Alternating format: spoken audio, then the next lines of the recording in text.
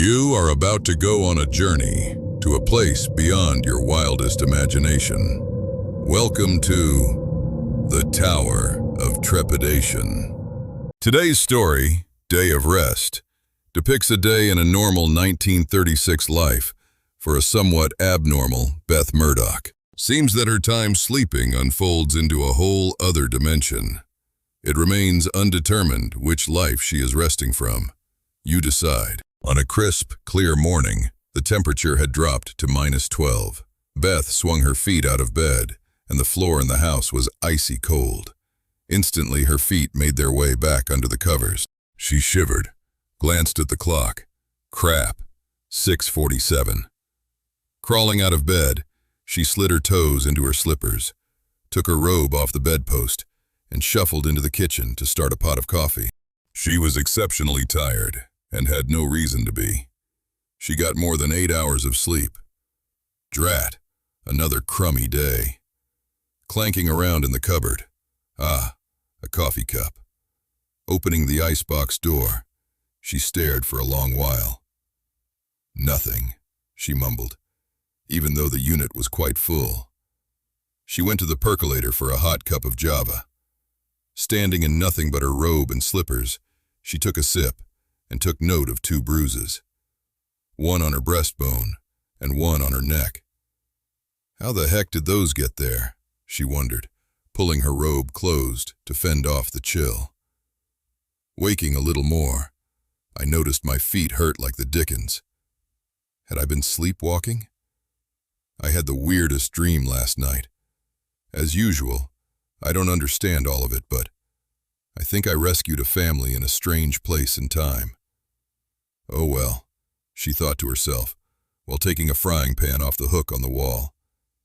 Bacon and eggs, that's it. A good hearty breakfast, then off to my busy day. Cast iron is the only way to go, using the bacon grease to keep the eggs from sticking.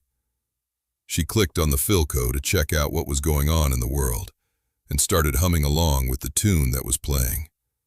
The bacon was almost ready. Cracking a couple of eggs alongside of the bacon, they sizzled and sputtered. Spooning some of the bacon grease over the top of the eggs, she timed it just right again. Getting everything done at the same time was something her mom had taught her. Sitting down at the wooden table, draped with a gingham tablecloth she got from Svensson's Market, she took a slice of bread to sop up the egg yolk. Gazing out the window while finishing her morning ritual, it was time for the jaunt out to the outhouse. Gathering up her long winter coat, hat, and mittens, she stuffed her feet, slippers, and all into her overshoes. Damn, it's cold out. I can't wait to get this over with. Taking the toilet seat from its place over the wood-burning stove and tucking it in her coat. This was one thing she hated about winter. Wouldn't it be great to be a man with built-in outdoor plumbing, she thought. On her way back to the house, she let the cows out to pasture, pumped a bucket of water, and grabbed a couple pieces of wood for the stove. Hoisting the bucket on top of the stove, she opened the wood burner with an oven mitt, stirred the coals, and strategically placed the wood so it would start right away. The fire's glow flickered on her face, changing her cheeks from beet red, nearly frozen, to beet red with warmth. She smiled and closed the wood burner's door. The days were always filled with chores on the farm, ever since Ben had left her. Gather the eggs, feed the chickens, make sure Barney, the hog, had plenty of food and was kept warm. Time to fix the fence and retighten the hinge on the barn door. Every once in a while, she ventures into town for a little shopping. You know, for essentials and some supplies. The smell of cigars of the guys playing cards and checkers on the top of the pickle barrel in the general store. On occasion, she'll visit with some of her friends to keep abreast of what's been happening in town. Sometimes, they would talk about world events, but that usually had no effect to those that live out in the country. Day or night. Setting my lit cigarette down on the edge of the bureau, I've got to get out of here before I go nuts. Looking down between my bare breasts, I pull up a wide, shiny steel zipper with a 2-inch chrome ring on a tight black leather jacket and slithered into the skin-tight leather slacks. Oh yes, a flowing bright red chiffon scarf. Spike heel boots donning 5 chrome buckles fit my ensemble perfectly. One last drag and a glance in the mirror to make sure my smoky eyeshadow and bright red lipstick are applied correctly for a night on the town. Riding down the magnetic lift to the parking garage, she checked to make certain she had everything. Swinging her leg over her autonomous Hydra scooter, she glanced into the retinal scanner, and the bike began to regenerate. In a flash, the bike lit up, and the port door opened. As the scooter left the building, she glanced into her clutch, assuring she's completely prepared. Traffic is awful, as usual. Gliding on the second tier, it was time to take the controls. Grasping the handlebars tightly, she weaved in and out of the congested street. Her awesome ride sputtered. She looked at the gauge. Drat. She had been riding on this isotope for nearly 3 years, and apparently it was time for a new one.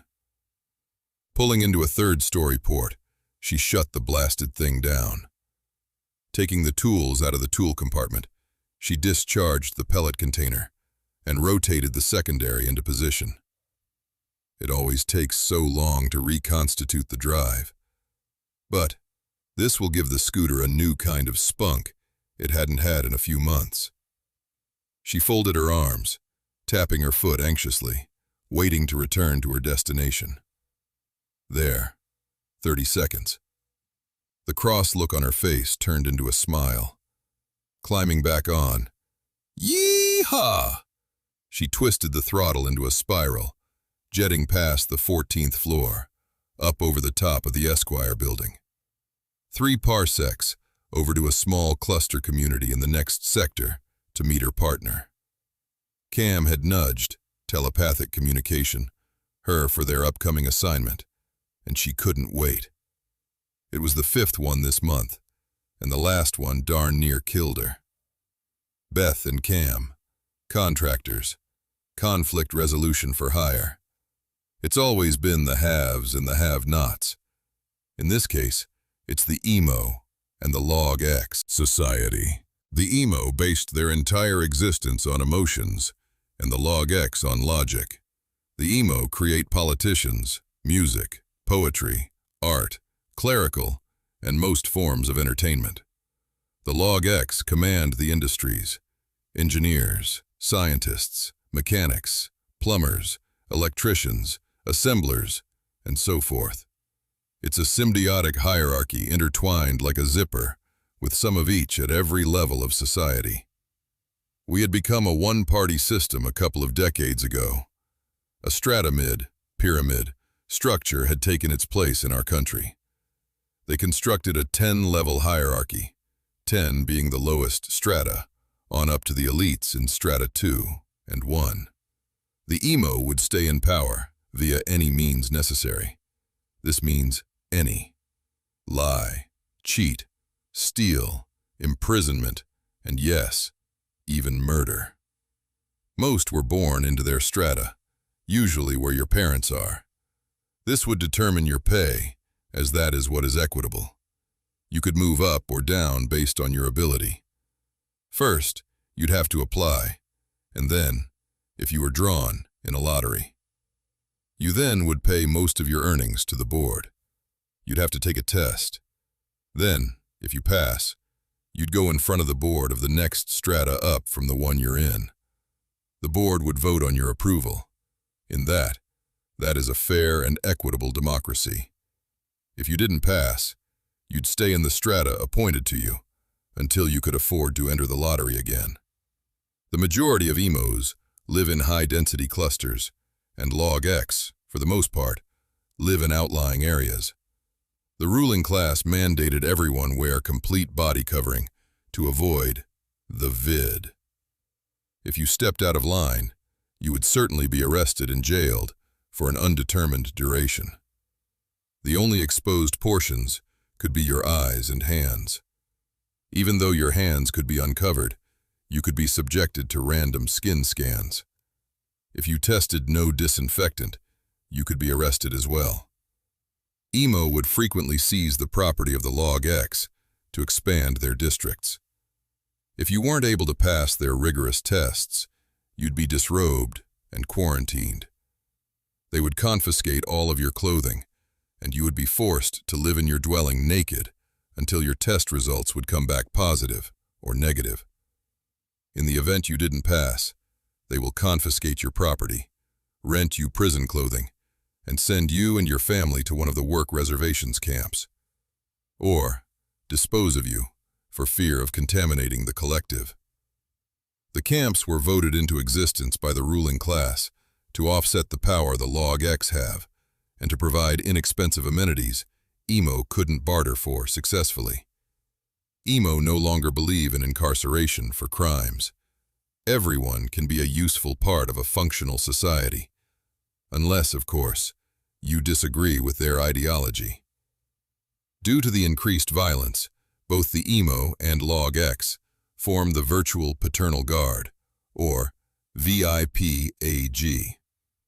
Long ago, through their court system, it has been proven they know better how to take care of the collective general population than any person or group of individuals. Night or day, Cam and Beth meet at daybreak on a ridge overlooking the small community of Sake. The cover of the woods would help them observe as Emo would be watching the area very closely. The sequestered Bartell family had been singled out. Apparently, Gray and Emily Bartell both had thoughts against Emo. Their 3 children had been sheltered from the Emo ideology and brought up to be constructive thinkers and productive citizens. They were totally innocent and couldn't understand why they were naked. Cam explained that surveillance drones were circling the Bartell residence every 30 minutes. Beth exclaimed, that would be a tight window of opportunity. The two sat and observed for several hours. Timing would be everything. They decided to wait for nightfall. Still, how were they to rescue the captives? The plan was to go down under cover of darkness, breach the perimeter, and extract the family. Bringing them to the outer edge of their property and into Cam's Gordon's transport. The Gordon had been fitted with a bicartial surface, essentially rendering it invisible for a brief period of time. The amount of energy it takes to do this is critical, in that it limits the vehicle's speed and range. The amount of time it will take to get into the Bartell's home, get them dressed, and into the Gordon will be a real trick. It's not possible, Beth blurted. We need a considerable amount of time, I estimate, at least 45 minutes, and that's pushing it. Can we create a diversion? Cam whispered. Can the Gordon handle 7 people? Beth inquired. Why? Cam asked. I have an idea, but I'll have to sacrifice my scooter. Cam calculates on his handheld zettabyte. Sure, but barely. It's getting dark now, and they have to complete their plan. It's now or never. Tomorrow, the Bartell's tests will be back, and it's almost a given they will have not passed.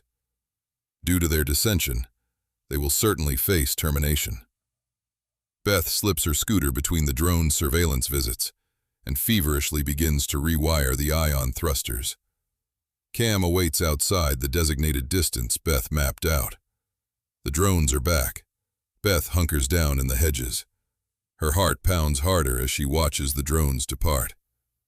Once they were out of sight, Beth rushes to the Bartell's house. Cutting a hole in a window on the side with a diamond cutter, she pops the piece of glass out, sets it on the ground, and tosses her backpack in the house. Hurry, get dressed. There's clothes in the pack, she shouts. The Bartells are frightened. We're here to rescue you, she beckons. Come on, Beth mutters to herself. We don't have much time, she yells. The Bartell kids are like herding cats. Please, please, please hurry. Beth's heart begins to race. She can hear the drones returning. Beth runs back to her scooter, hidden in the bushes. By reversing the ion thrusters, she creates, wait for it, The drones are directly overhead. She blasts an EMP that knocks out a 500-meter radius. The lights go out, and the drones fall from the sky. Cam sees the lights go out, and that's his signal. Off to the rescue.